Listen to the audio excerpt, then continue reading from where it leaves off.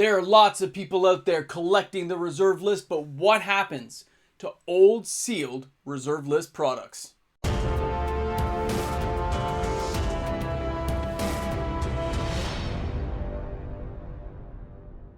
Hi everyone and welcome back. MTG Moxman here. If you're new to my channel, welcome aboard. I hope you enjoy this content today. Smash that subscribe button, turn that notification bell on. You'll never miss one of my videos again.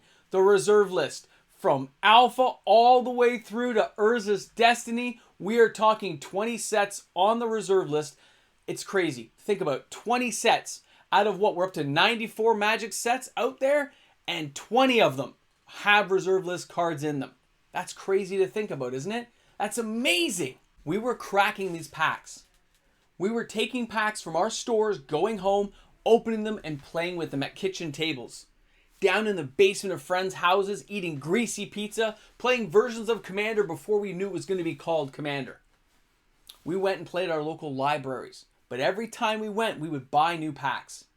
So every time somebody's buying an old pack of Magic cards and cracking that pack open, it came from a box, which means there is one less sealed box out there. When you see the dark packs in my background here, when you see those packs, they came from a box. So there are less boxes in the world right now. Every time it happens. Each and every time. And we opened a lot back in the day. And there wasn't that many to go around. When you look at Legends, I had one box come to my town. Unlimited, one box. Beta, one box. You see what I'm talking about? They were not restocked. They didn't come back and say, hey, we'd like 2 new boxes. We didn't get the opportunity. Our store said we can't get it anymore. And that's how it went. One and done. And that went all the way until we got to Fallen Empires. We're finally at a couple of boxes in. And that's when Wizards finally kind of really got the production runs going. But that was an overprint by then standards, not by today's standards. Remember this. Anything I talk about being old reserve list sealed product compared to nowadays print runs, you can't even calculate it. It's so different. The market is so entirely changed over the 20 years this has been going on. Almost 30 years, sorry, my apologies. When you see an old box, when you see Homelands here, remember, these old boxes had 60 packs with like 8 cards in them. They did packaging differently. A case sometimes came as 10, sometimes 8. They changed things around as the game was developing. But every time we opened one of these and got some cards, be it an Autumn Willow, Deadly Insects, there's more reserve list cards entering the market from these openings, but there was one less sealed box available. How many are really left out there? When you go ahead and you say, hey, don't worry about it, you got more. You're right. Here's a box of Fallen Empires, but I don't have 10 Fallen Empires boxes in my background here, do I? I have one from years ago when I bought it for like $110. Just when they were just starting to creep past that $100 mark. Remember, nobody cared about these. So people were still cracking them for fun. You can still get packs for like $2-3 at your local LGS. Because there was such an overage of them and nobody cared about them. But look how time changes things. Look what 2020 did. And look how much these boxes are now. Still a bargain, by the way. $1,000, 60 packs. That seems very reasonable compared to what could be in there and how time is now affecting old boxes. When you look at that, you say, hey, how about Ice Age? I remember buying these for $175. Look at that. They're like $1,300, $1,400 Canadian every day of the week. They are reserve list. There's only so many left out there. And remember, back in the day, they didn't just have reserve list boxes like this. They had the starter pack bricks, right? They had these bricks with like a starter deck inside, randomized, with different cards inside with like land, snow-covered land, stuff like that. And they were pretty cool too. I wish Wizards would make some of those things, but they don't go back to that. They don't give us the 45 packs or the 60 packs. That would be kind of nostalgic to go back to something like that as a treat once in a while, Wizards. Pay attention. But remember, not every box goes up the same. It depends on the cards held within it, how rare we think they are, and where we think they're going. When you see Urza's Destiny, that's an expensive box, okay? The Urza's block was generally overpowered. You got your Metal Workers, your Gaia's Cradle, Yawgmoth's Willows. You got some crazy stuff inside the block of Saga, Legacy, and Destiny. Okay, we got some crazy cards in there. And people cracked it a lot. This is when Wizards was really trying to like get people back in So they overpowered the set, really drew in a lot of players, but the cards were crazy tough. It was awesome. And then they had to backpedal on later sets. But when they backpedaled, the reserve list was in place. Those 20 sets were there. So when sets came out later, they didn't have reserve list cards, did they? When you see a box of Judgment from what, 2002, Judgment, although it's an old box and it has a certain amount of value to it, because it is old, and there's not that many out there, it doesn't contain any reserve list cards, and that will be a factor later on. Maybe not at the moment, maybe not as much as people think right now, but it's going to happen. Old reserve list boxes are not coming around. Just like most things, they're investable.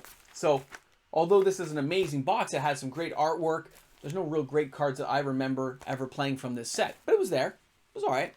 You go to Scourge, you know, I think of slivers, think of awesomeness. I think I bought this for $500 when I bought them, and I thought it was a pretty good deal. These have been sliding down in price, though. They were like $1,200, $1,100, $999, $899 Canadian. You see it's kind of sliding, but it's a very slow slide, and people are really, really being picky when they buy these. You know why? They can wait. The people who are buying these higher end boxes, when they're buying the higher end boxes like this, and they're buying old stuff, say the, you know, the Kamigawa block, 2005 for this, right? When they're buying those old boxes, that's a lot of dust. When they're buying those, they can afford to weed out the weak. They can wait out the smaller investors until that stuff comes up on the block during a recession, during a money tight period, a kid going to school, whatever the person might have a reason for selling their old reserve list stuff. That's when an investor might pop out and grab a box, right? And when you see, oh, I don't know, Alliance's box for $12,000 and nobody's biting, it's probably not worth $12,000, but it's not worth $1,500 anymore, is it? Buyers and sellers will meet somewhere in the middle. Somebody can wait for that opportunity and they will pounce on it when they're good and ready. But the reserve list cards that are in those boxes can't be found anywhere else. They're not being reprinted. They're not coming back to market. So eventually somebody who wants to have some fun is going to buy that box. They're going to crack those cards. Maybe they'll send some off to PSA. Maybe they'll just crack the box to send the individual packs in to companies like PSA for grading, a pack fresh, so they can sell the individual pack for twice as much as it costs to buy it in the box or higher. Remember, a lot of people have opened up packs right now, haven't they, to get where they're going with old reserve list boxes. It's even harder when you go further back to things like Arabian Nights. There's what, 1 or 2 left in the whole world? Like, it's almost none. When you think of alpha and beta boxes, come on, how many are left, really? Who even kept that stuff around? Harder and harder every year. A few people may have kept boxes when they were young, or young adults who had jobs and liked the game, you know, those 20, 30-year-olds at the time. Think about this. Every year you're going to see YouTubers open packs on channels, do box breaks. But every year the price goes up. Every year it gets a little bit harder to find those boxes. And they're looking around trying to say, where can I find our box for $5,000, $10,000, $15,000? Because there's always somebody who has enough money to pay for those openings. There's a lot of rich people out there. It's kind of crazy. So when you think if you have an old reserve list box, you might want to hold on to it. If you're a person who wants to get one, maybe you start with a Fallen Empires box, maybe a Homelands. One of the ones that's around that $1,000 mark. Maybe you go with some friends and buy a bigger box. I don't know. Maybe you think this is insanity and you say there's no way I'm getting in. Maybe. But these boxes are going to keep going up. They're getting closer and closer to being museum things. The more established Magic becomes. These things are history. They're 30 years of Magic history, and that's insane to think about. So give it some respect and understand those boxes that you see for sale for $1,000 are probably a deal. You probably should buy them. But if you don't have the money, how can you? Think about all the times we buy packs. Every time you get a fetch land, $30 here, $30 there, you don't realize how much you can save until you try. Have those goals in life, you'll get there. Reserve list boxes, they are not coming back. They're only getting rarer. I'm glad I have some. Guys, thanks for tuning in. I hope you enjoyed the video today. I look forward to seeing you all tomorrow. Gotta love those sealed products. Have a great day. Hey, a big shout out goes out to each and every one of my fantastic patrons. I hope I see you guys on later on today for the live stream. Let's have a blast. It's going to be fun. That's right. The month of Christmas is there for the patrons. Looking forward to seeing everyone. Have a great day. Patrons rock.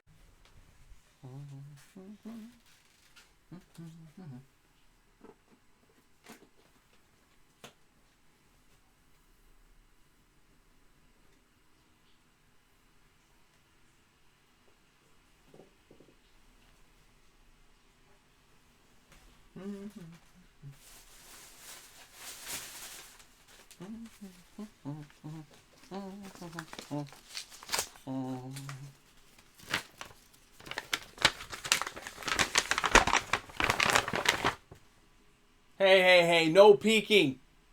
What are you guys still doing here? You can't do that. No peeking. You wait till the live stream.